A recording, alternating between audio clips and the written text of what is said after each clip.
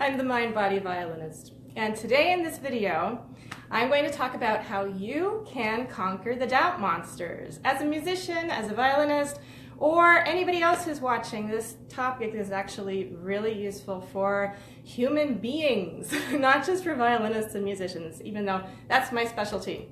What I do, what I love to do most, is to help musicians and violinists. Actually, musicians of all kinds, any instrument, any skill level. I'm helping people as an Alexander technique teacher and as a violinist who's been playing since age 4 at a very high level around the world. I like to help people get over their fears, their physical discomfort, pain, performance anxiety, basically anything that gets in the way of enjoying your music making and expressing yourself from your heart. So today, as I said, my topic is how to help you get to know your doubt monsters and learn how to deal with them. So first I'm going to give a shout out and say hello to everybody who's showing up. Hey Larry, howdy. And Joe and Kay and Linda, welcome, welcome, welcome, welcome.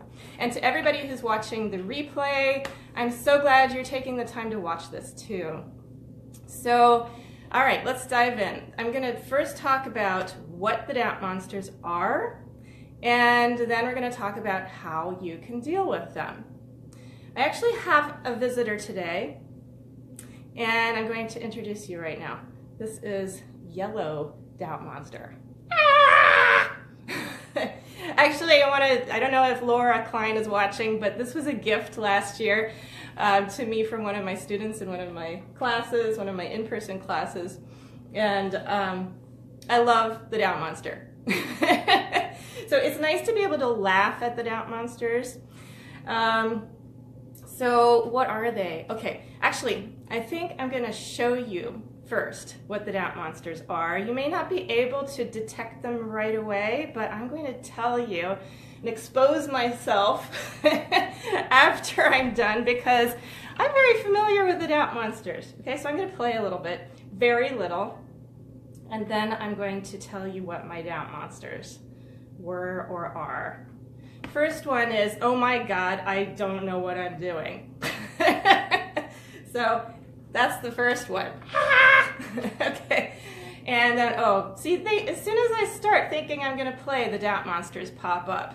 They say, I don't know what I'm going to play. What are they going to think? How's it going to sound? What if it's really bad and they don't like me anymore? Okay, so I'm going to, as I said, I'm just going to introduce you to my doubt monsters first, and then we're going to talk about yours, and then I'm going to give you a strategy for how to deal with them. So here we go. I'm trying to remember what I was going to play because I really didn't remember. Okay, I'm going to play just a little bit of Liebeslied from Fritz Kreisler. It's been a long time since I've played this, so my doubt monster goes, Jennifer, you haven't practiced this in forever. How do you think you're going to play this in front of the world? And who knows who's watching this? What are they going to think? Okay, so I'm dealing with my doubt monsters right now, and I'll tell you how later.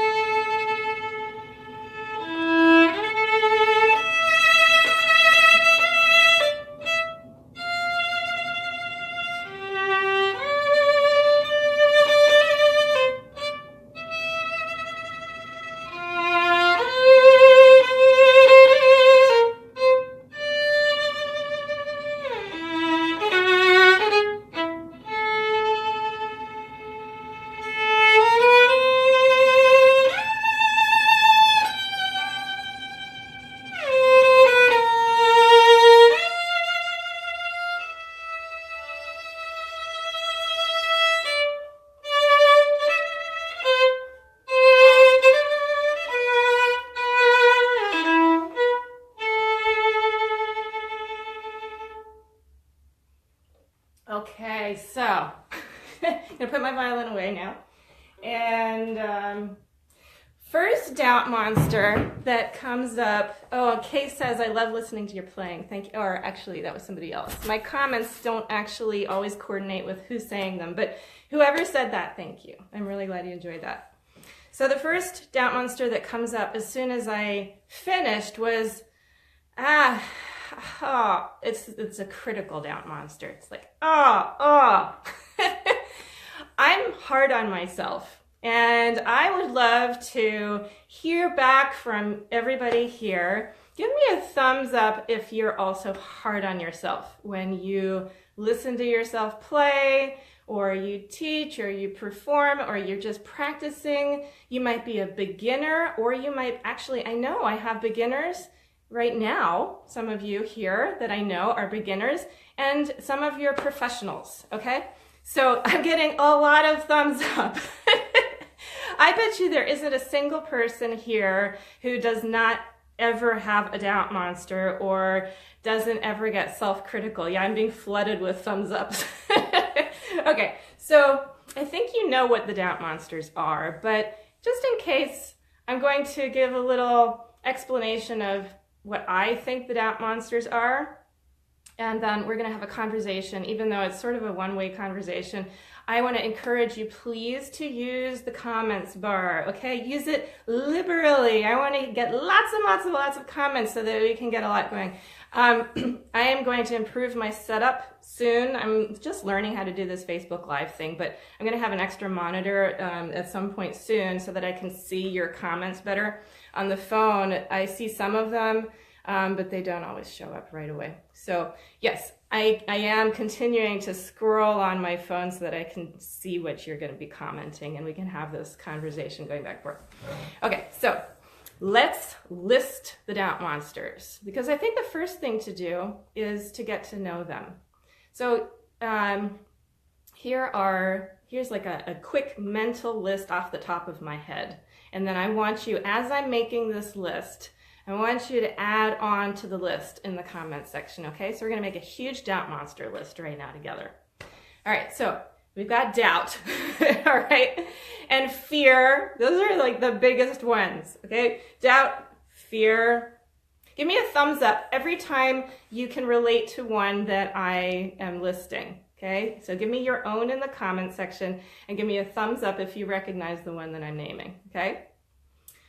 Doubt, fear, frustration, disappointment, anxiety,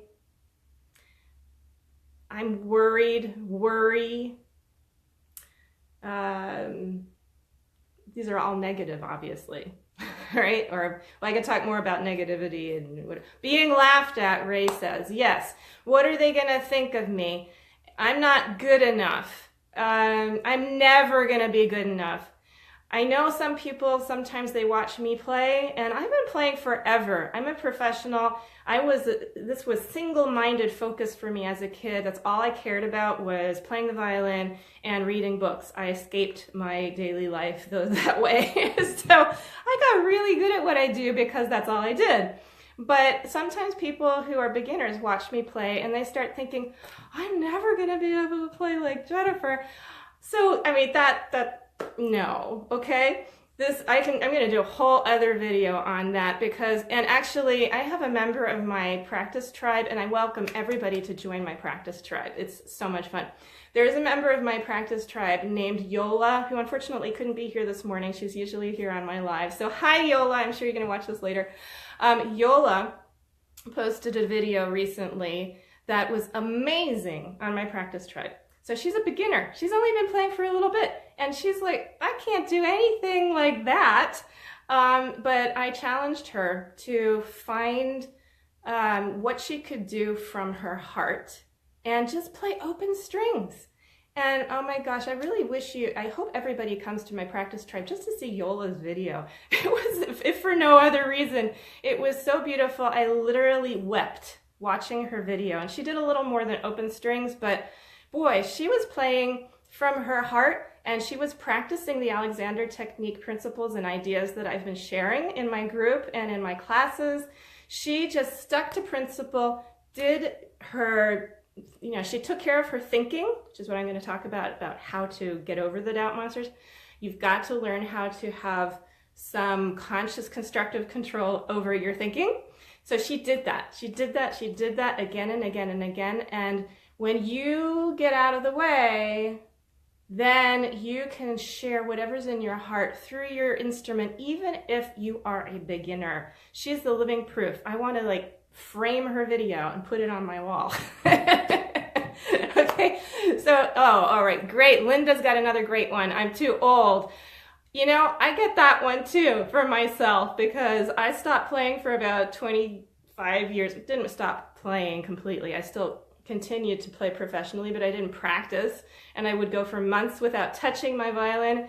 And now I'm starting to practice again. That's the first time I've cared about improving since I was 19. So there's a big old doubt monster in my head that goes, Jennifer, you are too old. I'm 47 and I think I'm too old. So I know some of you are older than I am, but still, I firmly, strongly believe that you were never too old to learn how to get out of your own way. And sometimes the older you get, the wiser you get, and the more in touch with your heart you are. So you have a huge advantage the older you get, because you get wiser. So being criticized, Kay says, yes, I just have to share with you, and this is very personal. I got the biggest criticism, at least I perceived it the way my mind interpreted it. I perceived it as the biggest criticism I've ever gotten in my life to my violin playing. And basically my violin playing is me. So I got my biggest one yesterday. I'm not going to go more into it, but being criticized is really hard. And when it comes from outside, yeah, someone says criticism feels like rejection.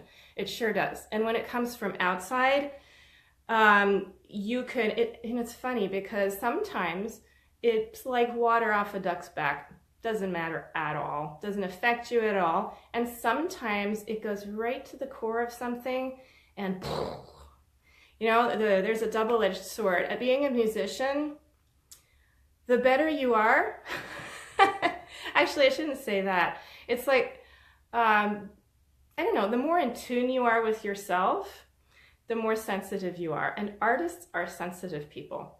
So to be a great artist, you need to be able to feel things really deeply, and yet, so that you can express from the depths of yourself. And yet, being able to feel really deeply means you're going to feel pain really deeply too. So it's a real skill to learn how to feel things, allow them into your system, but let them to flow right out. So that's what I needed to work on yesterday. And I did, and I worked through it. And actually, I was very proud of myself because it was actually pretty quick. But it keeps coming back. I keep remembering that comment, and I'm very happy about it, actually, because it's given me a great topic for maybe next week's live video. Nan, hi. Nan knows what I'm talking about. Thank you, Nan. Okay, I'm going to see what else people are writing. Let's see, Larry says, that's a great suggestion, play from your heart. Absolutely. Great to start that from the get-go. I think that's what we're all about. That's the whole reason we're musicians. That's the reason we need to learn how to undo the things that are blocking us from feeling things deeply so that we can share those things from the heart with ease. Linda says, I'm not sure it's ever not bothered you. Yeah, it's common. Barbara, hey Barbara. Okay, yeah, Larry says, the more we practice processing our emotions in the moment, the better we get at it. Yes, and I can say with such pleasure that I'm so much better at it now. I mean, a comment like what I got yesterday would have devastated me for much longer before, and yesterday literally was like half an hour. It came back a few times during the day, but it was more like water off the duck's back. But it gave me great material, so I'm glad for it. Weird thing was that I won't tell you the other thing. Anyway, okay, so we have a list of doubt monsters, and I know you get the point. So What I encourage you to do if you want to work with this, here's your action step. If you have a piece of paper now, fine, but you can do this later and take as long as you want with it or as little as you want. You might just do a stream of consciousness list off the top of your head and it can be very quick. Or you can really journal about it and let it turn into a really rich exercise. But I encourage you to name your doubt monsters with specificity, okay? So this one about I'm not good enough is one that I have, believe it or not. It's true. I think it doesn't matter how well you play. We are all good at finding doubt monsters, and I'm not good enough is a very, very common one. Actually, if you want to share, give me a thumbs up or a wow. Give me a wow if you also have the I'm not good enough doubt monster creep up sometimes. I'm actually curious how many of you have the I'm not good enough one. So there's a little lag. I'm not seeing them come yet, but I bet you $1 million I'm going to get a wow very soon. Yep, here they come. 1, 2, 3, 4. Yeah, okay. So it's a common one. All right. Oh, they keep coming. 5, 6, 7. Yeah. Oh, Larry was writing wow, yes. The I'm not good enough, and Ray, yeah, it's so common. My students almost always have an I'm not good enough doubt monster. Okay, so let me tell you a story. So, it's not really a story, but this is how I think about the doubt monsters, okay? And remember we have Mr. Yellow Doubt Monster here to make this very visual, okay? So, Mr. Yellow Doubt Monster has decided, actually literally, to come live in my house. And he lives in my living room, so it fits right into my story. So you have a doubt monster, and somehow it creeps into your consciousness. Actually, sometimes they're very, very insidious. They're very quiet, and you don't even know that they've crept in through the crack of the door or under the door, and all of a sudden they have taken up residence in your living room. Maybe they're hiding under the couch or in the closet, and you don't even know they're there. You don't even know they're there. I didn't know I had anger in me until I was like, I don't know, I'm embarrassed to say how old, but everyone's got anger. So you have these doubt monsters. They're in your living room. You know some of them are there. You know you get frustrated. You know you get angry. You know you're afraid. You know you get anxious. You get nervous when you perform or whatever. You know some of them, but some of them are really subtle, under the rug, so to speak. Okay, so, you know, as soon as they bubble up and make themselves shown, then you're in luck, actually. Those insidious ones that are hiding, you can't do anything about those. So actually, don't even worry about those. Forget about them. You can't see them, you don't know they're there, so don't let them be a problem, okay? But one day, you may go to perform, say you're backstage, and you have to wait, and they make you wait and wait and wait. I hate that part, where you're waiting to go on stage, and they make you wait, and you're getting more and more nervous, and those doubt monsters are like taking over your mental living room up here, okay? So the first thing is to, when you notice them, celebrate, because they're not hiding anymore. They've made themselves known, and that means they're bubbling up to your consciousness and they're on the way out. Okay, so truly you can celebrate when you notice something about yourself, anything about yourself. Celebrate. You're becoming more aware, more conscious of yourself. And then you have something to work with. So say I'm backstage again and I'm getting really nervous. Well, or like I did right now, I was getting nervous because I never know who's watching these live videos, and I see sometimes after a week there are 2,000 people who've watched it or something. Who knows who's watching that? So yes, I started to get nervous, and then my mind goes, oh my gosh, what if my bow starts to shake? And then my bow starts to shake, and like, oh my God, my bow's shaking. It's going to sound terrible. The whole world is going to know. What are they going to think? They're going to think I'm a bad musician. Here's my favorite. I'm an Alexander technique teacher. I shouldn't get nervous. Ha ha ha. That's a real joke. I'm human just like everybody else. My advantage is that I have tools that work to overcome the doubt monsters. Okay, so any questions at this point so far, or comments? I really want to encourage your comments so that I can talk to what you're saying. If you've got any doubt monster that is like lurking and huge and you just want to mention it, sometimes just saying it out loud in front of the world is your best defense. It's like these guys like to live in the dark and then you shine light on it and it's like, wah! It's gone, okay? So this is your chance to expose your doubt monster. Okay, so you know what the doubt monster is. It's bubbled up to your consciousness. You're backstage and you're like, ah, and so it's talking to you. It's whispering to you. It's nasty things like you're not good enough, you're gonna fail, it's gonna be a disastrous performance, it's gonna be horrible, and nobody's gonna like you again or want to hear you ever again.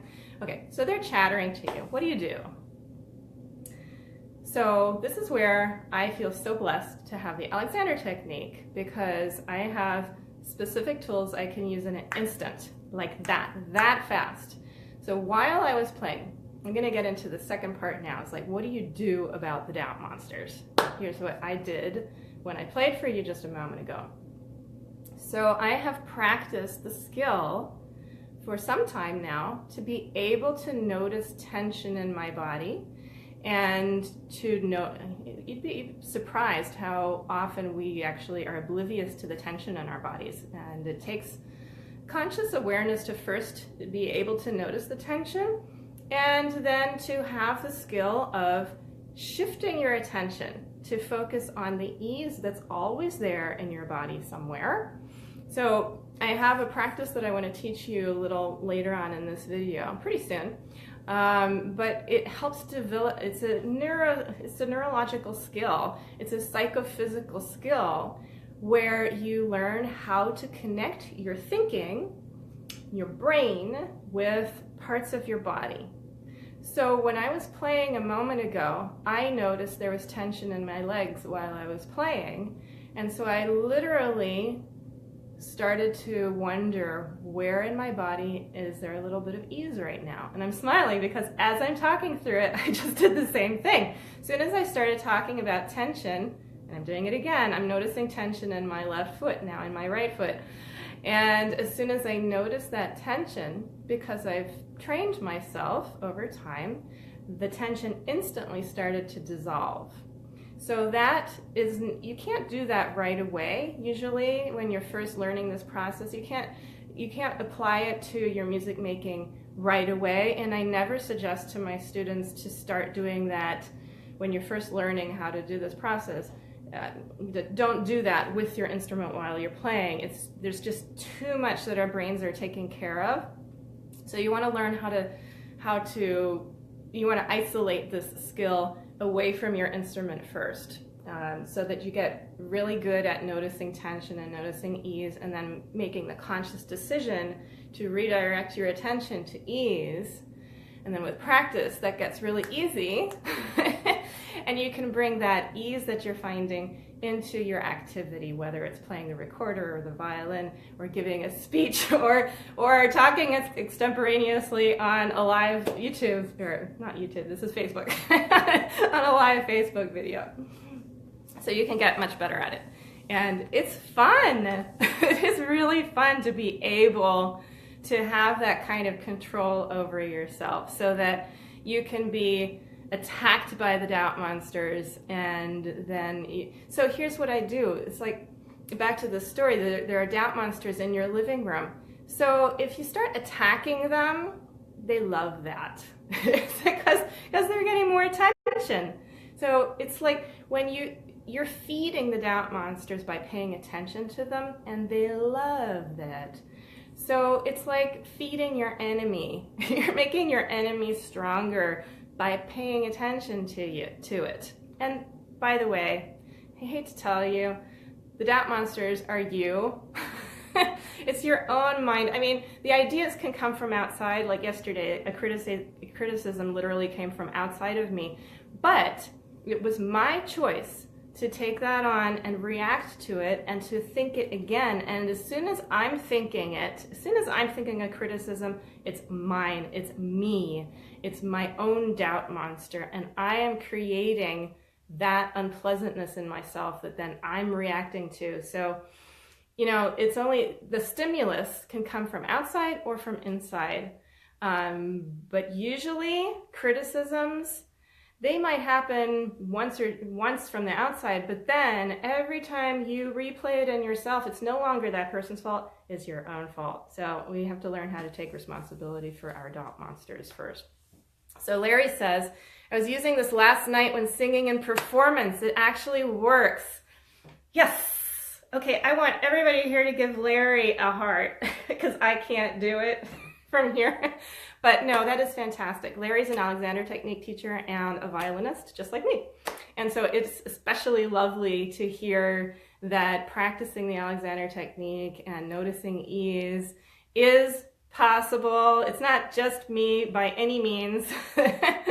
You can find many Alexander teachers around the world that are going to tell you exactly the same, not exactly the same things that I'm telling you, but they have a similar understanding and they know what I'm talking about. So Larry, thank you for sharing that.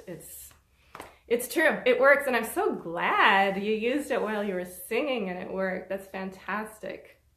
Joe says, develop skills in isolation that integrate and apply, like playing the violin. Absolutely, that's right. So again, noticing ease in yourself is a skill.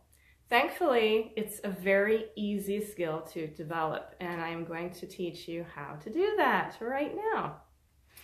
Actually, I know some people can't always stay for this whole video, so if you're new and you're not a member of my mind-body practice tribe, the skill that I'm about to teach you is called the cycle, and I do it live 3 times a week in my practice tribe, and we talk about all these issues about the doubt monsters, and we practice practicing and performing. We talk about music and Alexander Technique and everything. So there's a link at the top of this video. So join my group if you're not a member yet. It's for musicians of all kinds, all skill levels, educators, Alexander Technique teachers are also welcome.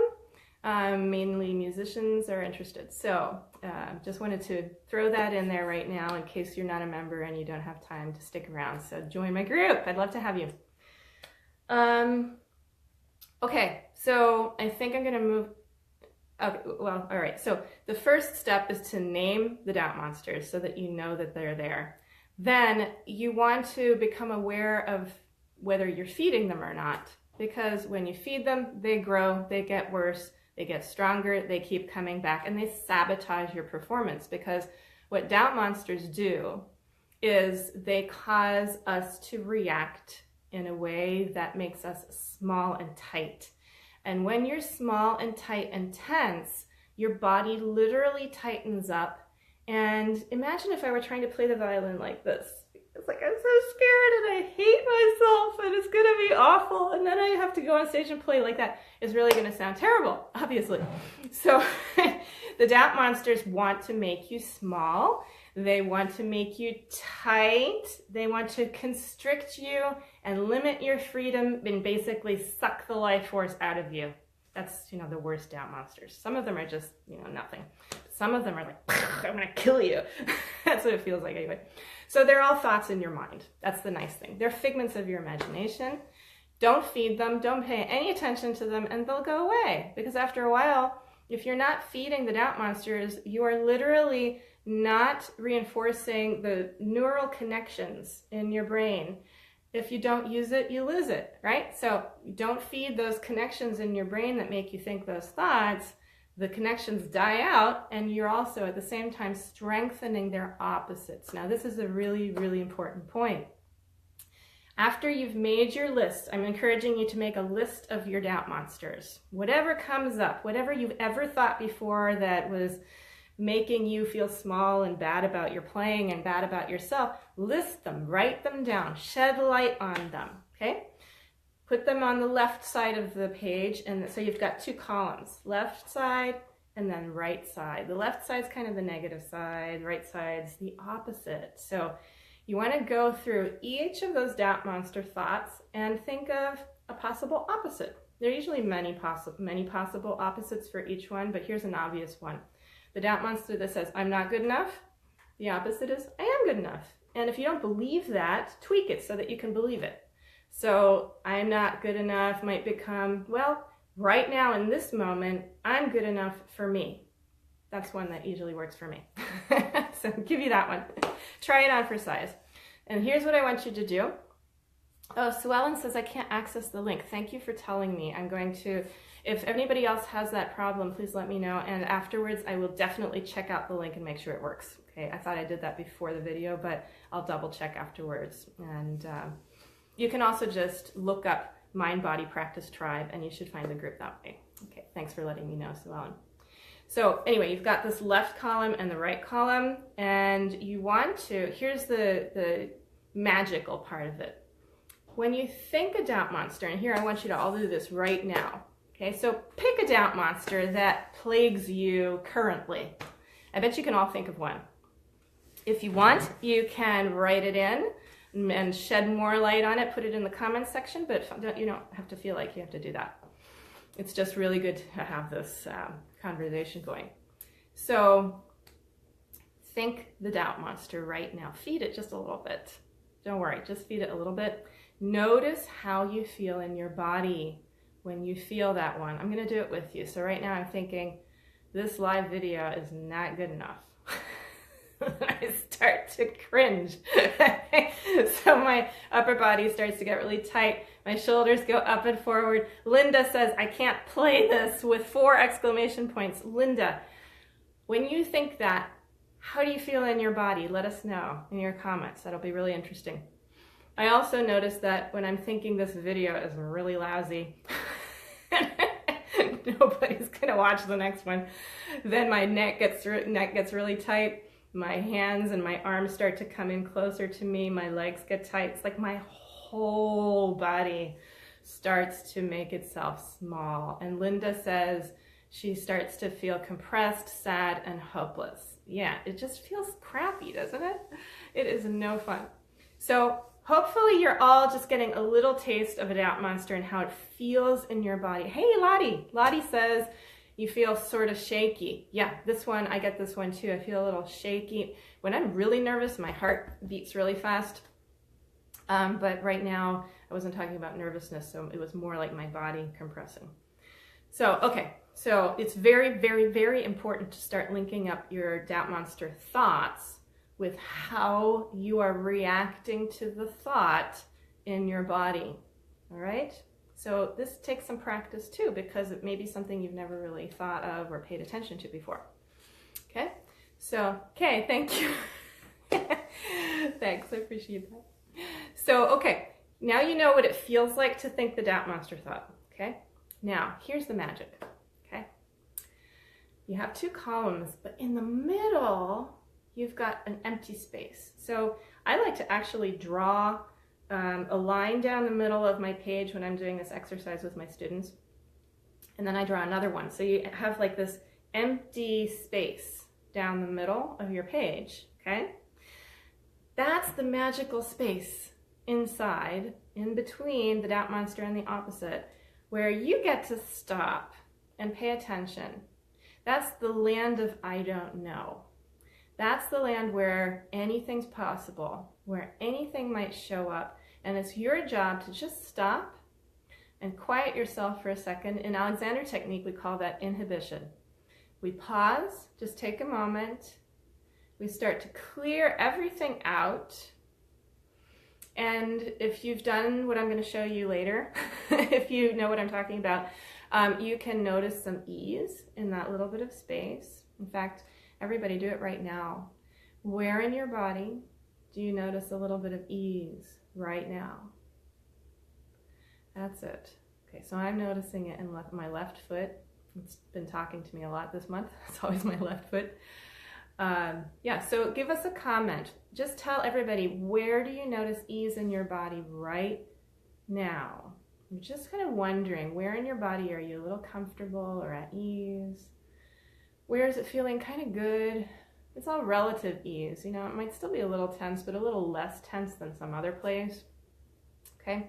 So anyway, this is a skill that you develop, and I'll give you a specific tool very soon to teach you how to do that. But if you already know how to do that and find ease, that's your chance. When you're in the middle of the column, you find some ease and you start to let go of the doubt monsters. Okay, they're still over there on the left side of your paper, but now you're paying attention to the middle part, okay? Oh, Barbara says my hands are comfortable. Kay says my belly, great. Good.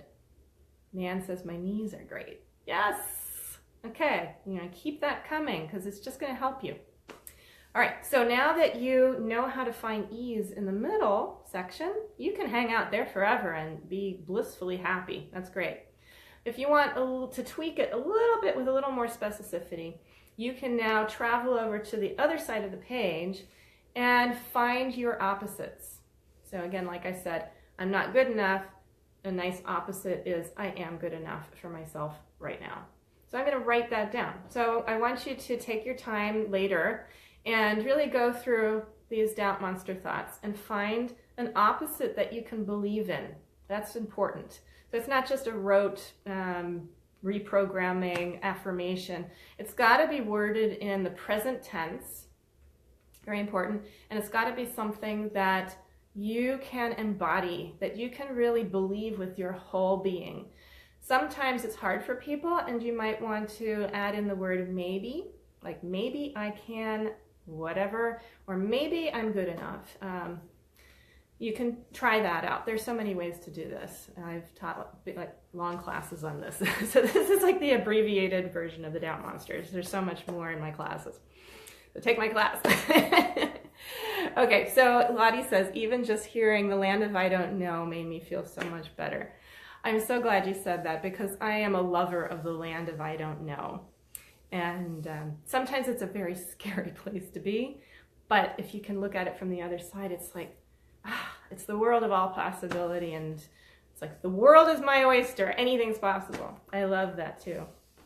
Okay, so now you have a visual representation of how you can conquer the doubt monsters.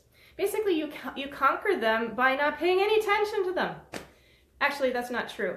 First, you want to say, okay, you're in my living room. Welcome. All right, hello. And then you say goodbye. And now I'm going to pay attention to this lovely, what did I call them recently? I started calling them angels of ease, right? You've got the left column with the doubt monsters, and you've got the right column with angels of ease.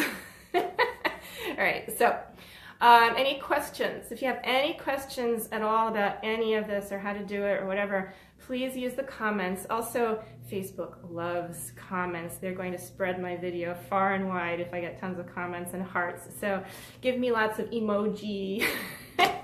help me spread this to help people around the world. And actually, I forgot to mention to you, if you can tag people in this video, like if you can think of anybody who could benefit from this, I would be so grateful if you would share this video or tag people to suggest that they watch it. Really, as I'm sharing my work more, I really do have a wish that many people will be benefited by this. And so I'm always grateful when I see someone's shared my videos. There are just so many people that are suffering in the world, and everyone has doubt monsters. So I didn't actually put musicians in the title, and I left it that way because this is so useful for anybody. So please share widely and freely as you wish and tag people. It's just a good thing. So thanks for that. Now I'm going to teach you. Kay likes the thought of angels of ease. Yeah, I thought of you. I thought you'd like that. Now I'm going to teach you the specific tool that can change your life and make it so much easier to find ease. And when you can find ease easily, then you can do it while you're playing your instrument. And you can do it backstage, but you can also do it on stage like Larry. You can do it in a performance. You can do it when you're in an argument with a family member. Anybody ever have that happen? Give me a thumbs up if you could use a little more ease and less reactivity when you're having an argument with a family member. I bet you all of you know what I'm talking about. So anyway, this is a useful video. So I'm going to teach you something called the cycle right now. And a lot of you here already know about what the cycle is, and so you'll just get another practice session right now. If you're new to my work and new to the Alexander technique, the cycle is an Alexander etude developed by my friend Mio Morales. He's an Alexander teacher in Oregon, and he comes up with these creative ideas on how to apply the how to practice the Alexander technique for yourself without a teacher. And in addition to a teacher, I should say also. There's nothing better than having an Alexander teacher to help you and guide you personally. So, all right, so the cycle is really simple and it takes about 2 minutes maximum. It's going to take a little longer right now as I'm teaching you how to do it. If you want to watch later, that's fine. Or if you want to see I have a YouTube video that teaches the cycle also. Where you might get more than I'm going to give you right now. So you can always Google Jennifer Roig-Francolí, the cycle, and that video will pop up. I did it on the mountainside in Switzerland when I was there last winter visiting my parents. My mom's Swiss. And actually it's kind of funny, in that video you can't see it, but I was perched on this steep little ledge, and so I was squatting through the whole video. And it was a really uncomfortable position that I was in, but it was the only place I could find where I could prop up my camera, my phone, and do this video with a nice background. So the whole thing was kind of funny. It was extremely uncomfortable, but and my posture was weird. So, but it was the perfect opportunity to practice ease and share the cycle. So I love that video. It was fun to make and hopefully helpful to people. So, okay, here's how we do the cycle. First of all, you need to know how to discern between areas of relative tension in yourself and areas of relative ease. Okay? So the first question you want to ask yourself is, what do I notice about myself right now? And those of you who are watching live or even later with the replay, feel free to participate in this, and I will see everything later, okay? So I'd love for everybody to take a moment and ask yourself right now, what do I notice about myself? Okay? And type in the comments if that's easy for you. If you're at a computer, that's easier. I know some of you are on phones and it's not that easy. But let us know what you're noticing about yourself, anything right now. I'm noticing right now my feet again. And I'm noticing that noticing my arms, and there's a little tension in my upper back and neck. So you're kind of doing a self-check. You're just checking in with yourself to ask yourself, how am I right now? What am I noticing? Okay, now let's get a little more specific. Where do you notice a little tension right now or discomfort? And if nothing shows up, don't work hard at this one. Don't try to find something. Yeah, that's like looking under the rug for a doubt monster. You don't even want to know it's there. And also, you can create doubt monsters just by looking for them, by the way. So don't do that. But if you do have some tension or discomfort right now, just tell us in the comments and you can expose it. It's good for everyone to see that they're not alone in discomfort. Larry says tension in the front of my shoulders, a pulling in. Yeah. Okay. And I still have a little bit of tension in my, like around here, upper back of the neck. All right. So that's the next step. You want to become sensitive to tension. Okay. If there isn't tension there, don't worry about it. That step is not even that important. I'm just mentioning it because so many of us do have tension or pain or discomfort that's like screaming. Like they have very loud doubt monsters, and it shows up in discomfort in the body. So you want to say hello to those areas, but then we want to learn how to redirect our attention. And now I want you to tell us, where do you notice less tension or more comfort or relative ease in your body? Where is there a little bit of a releasing happening in your body? Right now I'm noticing releasing in my left foot. So you can put that in the comments too, where you notice a releasing or relative comfort or ease in your body. Right, good. That's it. Okay, so what you focus on, you get more of. That's why I don't suggest that you focus on what's uncomfortable unless you want to feel uncomfortable. It's like feeding a doubt monster. It gets bigger, takes up more of your mental and physical space. Back of the knees. Great, Larry. Good. Okay, so now we're going to dive in and do the cycle. And the cycle is like this. We're going to take one finger at a time, very gently, very softly. And I'm going to count to 4 on each finger. And after each number, we're going to notice a place of relative ease or less tension or more comfort, or basically somewhere where there's not much going on. We're just going to wonder, just with a very light touch, just wonder, where is there a little ease in me right now? Okay, so I'll do the first 2 fingers out loud, and I'm just naming places that I notice. Your places may be the same or different. And then I'll be quiet and just count for the 2 hands. And I want you to keep your eyes open. That's important. And I want you also to not worry about this, especially if this is the first time or second or third time you're doing this. If you're new to the cycle, don't expect to be able to notice ease as quickly as the pace that I'm giving you. But I do promise that if you practice this at least twice, I should never say at least, just practice this twice a day. If you practice this regularly and consistently twice a day, I promise it gets easier really fast. Nan says, I'm frustrated, I can't get this. Oh, that's okay. Thank you for mentioning it. She says, I can't give you the likes and hearts as I want to, just watching and listening. Thanks, Nan, I appreciate that. When I'm watching a live, I like giving those emojis, so I'm sorry it doesn't work for you. It's kind of fun.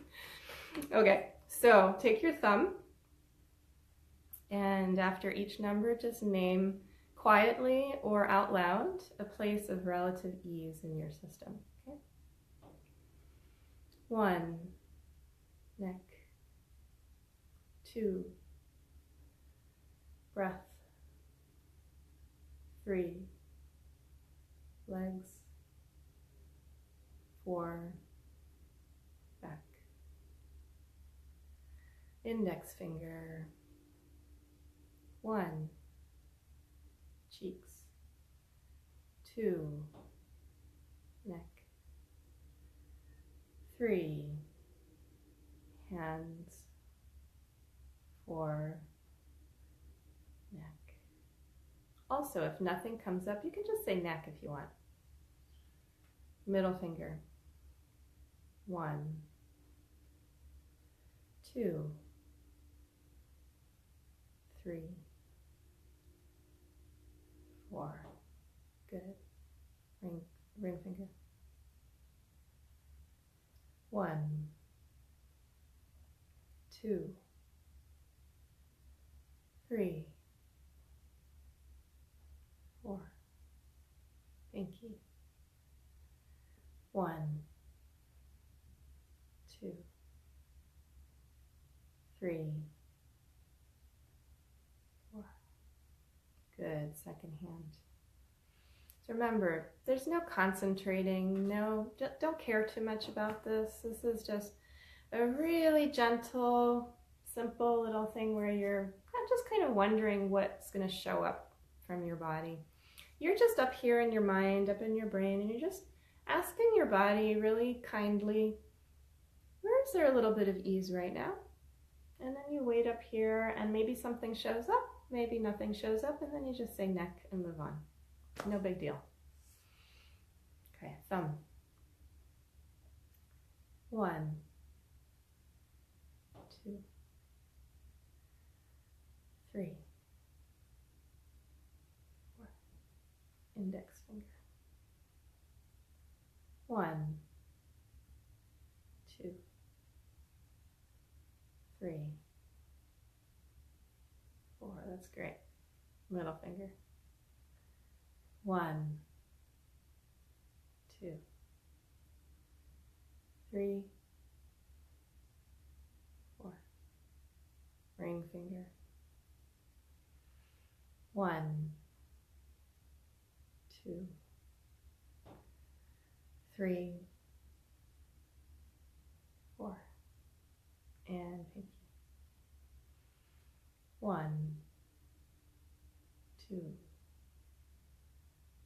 3, 4. Good. And the proof of it is that the sun has just come out. Okay, if your system's functioning, give me a thumbs up if you feel different now and better after doing a complete cycle than you did at the beginning.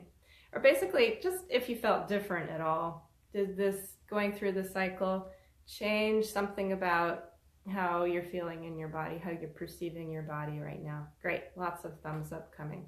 So it's really common for students in the beginning to find it a little hard to connect the mind and the body in terms of ease. Don't worry about that. As I said, I promise within just a few days of doing this consistently, this is the key. Practice, practice, practice, practice. You've got to be consistent if you want to build neural connections in your brain. If you want to grow those connections, you have to be consistent and practice this twice a day. But if you do that within a very short time, just a few days, this is going to be a very easy thing for you to do. And it takes less than 2 minutes, and nobody has a good excuse for not doing this 2 minutes twice a day if you want a little more ease in your life. I mean, you don't have to do this, obviously, but I promise you from personal experience and from the experience of many students that I've taught this to, many people I know who do the cycle, this helps it helps everybody that I know. I actually don't know anybody that has not benefited from doing the cycle consistently twice a day. So this is a huge gift that Mio Morales has given us, and I'm so grateful to have this tool because it's like a sword. It's a sword that like slashes off the head of the doubt monsters and they're gone. But actually, it's not really even like that because doubt monsters aren't real. Okay, they just aren't. They're a figment of your imagination. They're only real if you believe them. And that means that if you listen to them and you let yourself repeat what they're saying, then you are actually making them real in your mind. Real in the sense that they're literal neural connections. Like Larry's saying, yeah, neurons that fire together, wire together. So you can think the doubt monster once, let it pass through you and it's gone, and it doesn't affect you. All right, but if you think it again, you're building those neural connections. It's literally neurons in your brain that are connecting together in a sequence called a thought. And the more you think that thought, the stronger your brain is literally growing into a doubt monster. And that's kind of a freaky thought, but it's true. So by doing your noticing ease and practicing Alexander technique I'm just noticing Gary, he says, don't you also have to have good use of your primary control as expressed by Alexander? Absolutely. Yes, absolutely. But the magical thing is that, and you can try this out for yourself. You don't have to take my word for this. This is my experience and the experience of the people that I've shared this with. So primary control, for you people who don't know what we're talking about here. Primary control it's the dynamic relationship between your head, neck, torso, the rest of your body. And if you try this out, think a doubt monster. Think one that has meaning for you, that you kind of believe in, that you're not good. Like for me, again, it's this, I'm not good enough. As soon as I think that, I'm interfering with my primary control. I'm interfering with my head-neck relationship. My whole system goes into a startle response and I get tight. So just the thought, I'm not good enough, and believing it makes me shrink, all right? Again, my primary control is interfered with that way, okay? Now, if I choose to redirect my attention to, so as soon as I thought it, my left foot is releasing. As soon as I notice ease, then it's like, it can't just be my left foot, everything's connected, right? So as soon as I notice a little easing, it's actually easing, not ease technically, because it's a movement. As soon as I notice that movement of releasing, or we can call it easing, in my foot, it's not just my foot, it's my entire system that starts to release just a little bit. So by noticing ease, I interfere less with I interfere less with the workings of my primary control. So my head and neck release just a little bit so that my head releases forward and up, and my back and my torso and everything is expanding, lengthening, widening. And so it's an effect.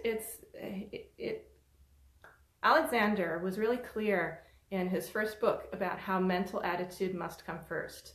I don't know exactly which page or what, but it's in there, and it struck me really strongly that our mental attitude must come first.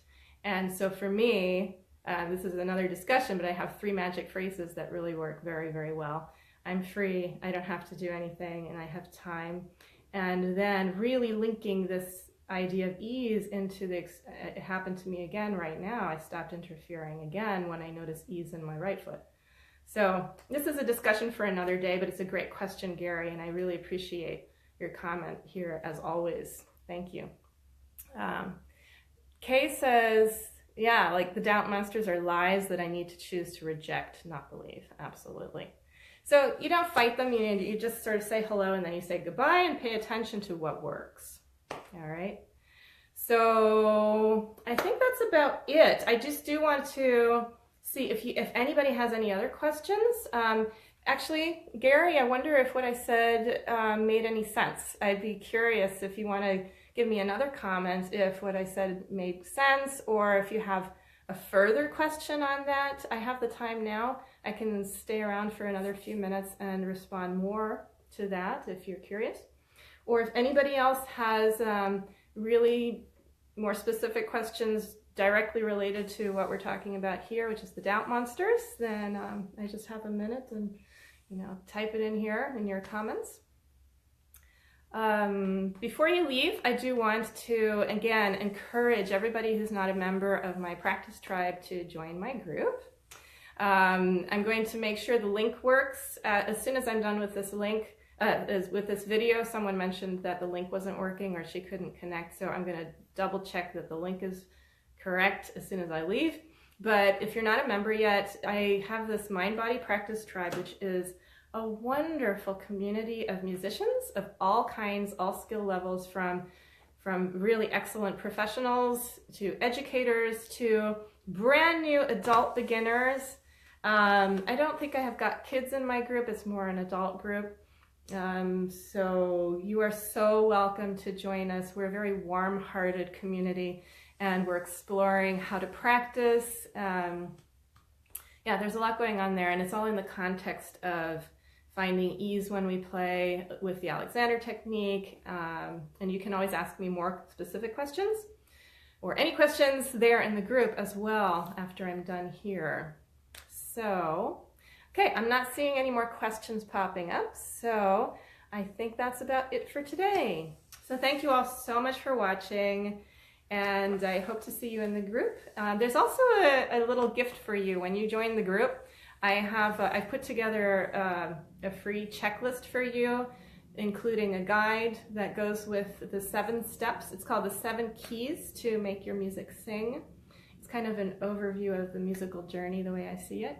So I invite you to join my group and get that free guide for you. Oh, there's one other comment here. Nan says, the best phrase is, I don't have to do this, but I want to. Yes, yes, yes, yes, yes, yes. I love that.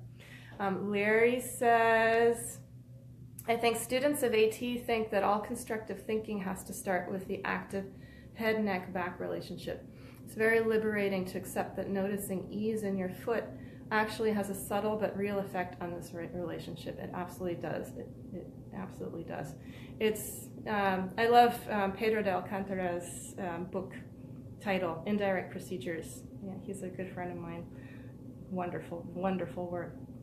Gary says, I understand your perspective. I tend to send my directions to the primary control as my first activity thought. Absolutely. There are so many roads to Rome. And I feel very blessed to have worked with many different Alexander technique teachers from different styles. There are different schools of Alexander technique training, as you know very well, Gary, Larry, other Alexander teachers who are here. From the very beginning of my studies, I had two teachers who were wildly different. I mean, really, really different, but they were both exemplary teachers. They were fantastic. I'm so lucky that from the beginning I had really, really good teachers. One was from more of a Walter Carrington perspective. The other, and he was an AMSAT trained teacher. And the other person was an ATI teacher who, yeah, they were just so different. And then throughout my Alexander Technique training, I was actually getting quite a lot from another teacher who was a McDonald trained teacher. She actually studied directly with McDonald. So I feel like I have a really nice, foundation from, a very wide foundation. So yeah. Okay, I'm not gonna get more into Alexander Technique specifics, but I always welcome you to, message me or email me or start a discussion on any of this in my group. That's great. It's great for my tribal members to know more about the Alexander Technique. So you are more than welcome to. Let's continue the discussion there. Okay, thank you so much for being here, and I'll see you in my group very soon. And always here on my page at 9 a.m. on Mondays. All right, have a wonderful week. Bye.